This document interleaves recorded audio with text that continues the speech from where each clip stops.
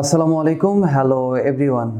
আজকে আমরা যে বিষয়টা নিয়ে এই ভিডিওতে আলোচনা করব খুবই ইম্পর্টেন্ট একটা টপিকস নিয়ে।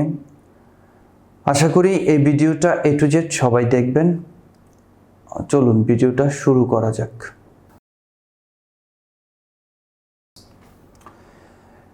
এটা হলো, আপনি যখন বিজনেসটা স্টার্ট করবেন সেটাকে আপনার সোর্সিং কোনো প্রোডাক্ট দিয়ে শুরু করবেন নাকি আপনি নিজস্ব প্রোডাক্ট দিয়ে শুরু করবেন। দেখেন, আপনি যখন নিজস্ব প্রোডাক্ট দিয়ে প্রোডাকশন করে তারপরে প্রোডাক্ট দিয়ে সেই প্রোডাক্ট দিয়ে বিজনেস করবেন, সেই প্রোডাক্টগুলোর কতগুলা দিক আছে, ভালো এবং মন্দ দিক, সেই বিষয়গুলো নিয়ে বিশদ আলোচনা করব এই ভিডিওতে। ধরেন আপনি বিজনেস করবেন, আপনি ফ্যাক্টরি বসাতে গেলেন, সেই জায়গায় প্রথমে আসছে হলো এ লট অফ মানি।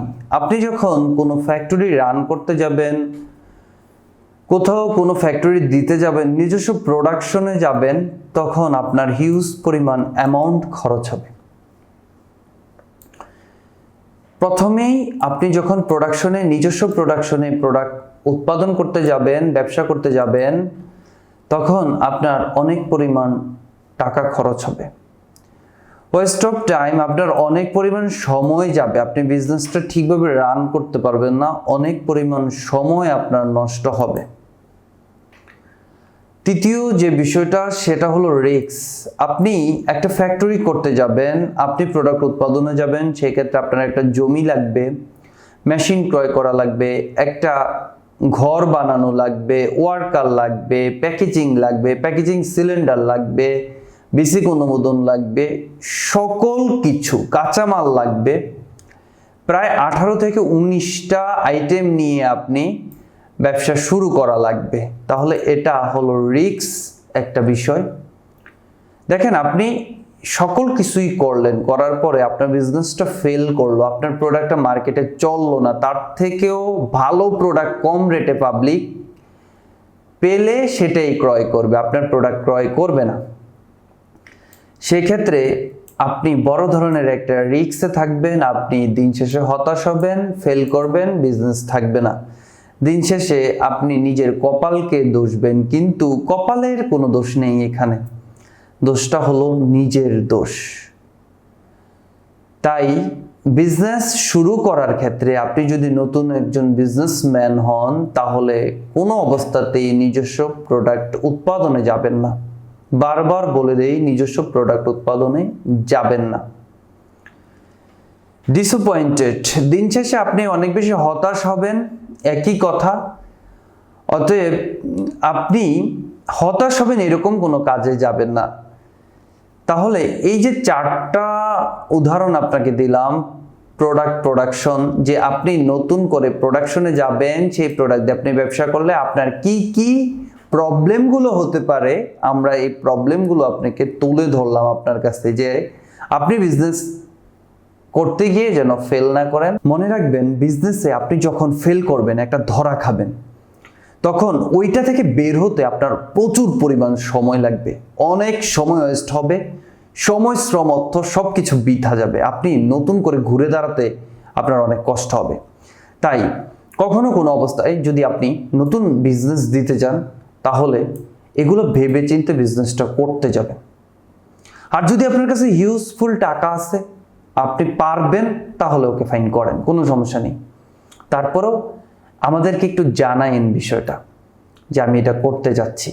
কারণ আমি ব্যক্তিগতভাবে চাই যে ফিউচার এডুকেশন বিডির কোনো স্টুডেন্ট, কোনো বিজনেসম্যান কখনো হতাশ না হয়, কখনো সমস্যায় না পড়ে, তার বিজনেসটা যেন নাই হয়ে না যায়, সে যেন সফলতার সহিত সবসময় ব্যবসাটা করে যেতে পারে। আশা করি এই 4টা পয়েন্ট আপনি বুঝতে পেরেছেন। তারপরে যে বিষয়টা নিয়ে আলোচনা করব সেটা হলো প্রোডাক্ট সোর্সিং। ধরেন আপনি নতুন বিজনেস স্টার্ট করবেন, সেক্ষেত্রে আপনি প্রোডাক্ট সোর্সিং দিয়ে যদি করেন, সেক্ষেত্রে কি কি সুবিধা একটু শুনেন। সেটা হলো প্রোডাক্ট সোর্সিং করে স্টার্ট টু বিজনেস। দেখেন, প্রোডাক্ট যে কেউর কাছ থেকে আপনি আনতে পারেন, একজন ইম্পোর্টারের থেকে প্রোডাক্ট আনতে পারেন, একজন হোলসেলার থেকে প্রোডাক্ট আনতে পারেন, একজন ফ্যাক্টরির মালিক থেকে প্রোডাক্ট আনতে পারেন। প্রোডাক্ট এনেই আপনি বিজনেসটা স্টার্ট করে দিতে পারলেন। আপনার কোনো টেনশনের কোনো প্রয়োজন নেই, আপনার হতাশা হওয়ারও কোনো প্রয়োজন নেই। আপনি প্রোডাক্ট আনলেন, ব্যবসা করলেন, যে কয় টাকার প্রোডাক্ট বিক্রি করলেন এই কয় টাকা আপনার ব্যবসা হলো। দ্বিতীয় নম্বর, সেভ মানি। আপনার হিউজ পরিমাণ 10 লাখ, 20 লাখ, 15 লাখ, 50 লাখ, 1 কোটি টাকা, আপনার এই টাকাগুলো লাগবে না। আপনি যে কয় টাকার, ধরেন 20,000 টাকার প্রোডাক্ট আনলেন, 20,000 টাকার প্রোডাক্ট সেল করলেন, আবার 20,000 টাকার প্রোডাক্ট আনলেন, 20,000 টাকার প্রোডাক্ট সেল করলেন। তার মানে সেভ মানি। আপনি প্রোডাক্ট সোর্সিং করে যদি ব্যবসা করতে চান প্রথম অবস্থায়, তাহলে সেভ মানি। আপনার সম্পূর্ণরূপে আপনার মানিটা, আপনার টাকাটা আপনার কাছেই থাকবে। তৃতীয় নম্বর হলো নো রিস্ক। এই ব্যবসাটাতে কোনো রিস্ক নেই, কারণ ফ্যাক্টরিও আপনার না, ইনপুটও আপনি করেন না, কোনো কিছুই আপনার না। আপনি যেখানে এই প্রোডাক্টটা পাওয়া যায় সেখান থেকে প্রোডাক্টটা এনে আপনি সেল করলেন। তার মানে আপনি রিস্ক ফ্রি, সম্পূর্ণরূপে একজন রিস্ক ফ্রি ব্যবসায়ী।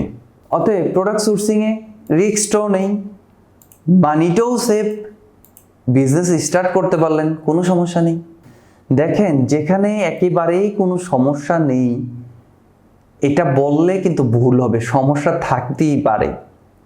4 নম্বর বিষয়টা, সেটা হলো ইজি টু কপি। দেখেন, এই যে সমস্যায় পড়তেছেন, আপনি একটা প্রোডাক্ট এনে ব্যবসা শুরু করে দিলেন, ওই ইম্পোর্টার থেকে, ওই পাইকারি কারক থেকে যে কেউ এই প্রোডাক্টটা এনে আপনার কপি করে বিজনেস করা শুরু করে দিতে পারে।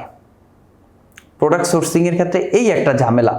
কিন্তু আপনার প্রোডাকশনের ক্ষেত্রে আপনাকে কপি করতে পারবে না, যেহেতু আপনার প্রোডাকশন আপনাকে কপি করতে পারবে না। কিন্তু সোর্সিং এর ক্ষেত্রে যে কেউ এই প্রোডাক্টটা ইম্পোর্টারের থেকে, পাইকারি কারক থেকে, যে কারো কাছ থেকে এনে কপি করে প্রোডাক্টটা চালিয়ে দিতে পারবে, কোনো সমস্যা নেই।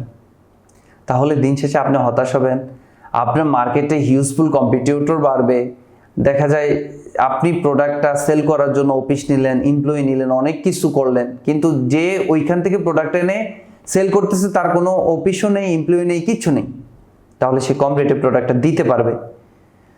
তো এই প্রোডাক্ট সোর্সিং এর ক্ষেত্রে ইজি টু কপি এই জিনিসটা অনেকেই করে। আমাদের কোর্স কিনে অনেকে মেন্টরিং করতেছে, আমাদের কাছে ভালো লাগে। কিন্তু দিন শেষে আমরা একটা জিনিস সাজেস্ট করি যে আমি আজকে মেন্টরিং করতে আসছি, আমি বাংলাদেশের এবং বাংলাদেশের বাহিরের অনেকগুলো কোর্স কিনে, অনেক বই পড়ে, বিজনেস নিজে করে, নিজের বিজনেসে ফেল করে ধরা খেয়ে, পার্টনারে বিজনেস করতে গিয়ে ফেল করে ধরা খেয়ে, সব কিছু শেষ করে আজকে আসছি আপনাদেরকে শেখানোর জন্য। কিন্তু আপনি যদি চিন্তা করেন আমার কোর্সটা কিনে আমার কোর্সের সব মডিউলগুলো আপনি কপি করে আরো কিছু বাড়িয়ে টাড়িয়ে সেল করা শুরু করবেন, দিন শেষে আপনি হতাশ হবেন, ফেল করবেন। এটা করতে যাবেন না। আমি খুশি হব আপনি যদি ভালোভাবে শিখে মেন্টরিং করতে পারেন, ওকে ফাইন, আপনাকে ওয়েলকাম।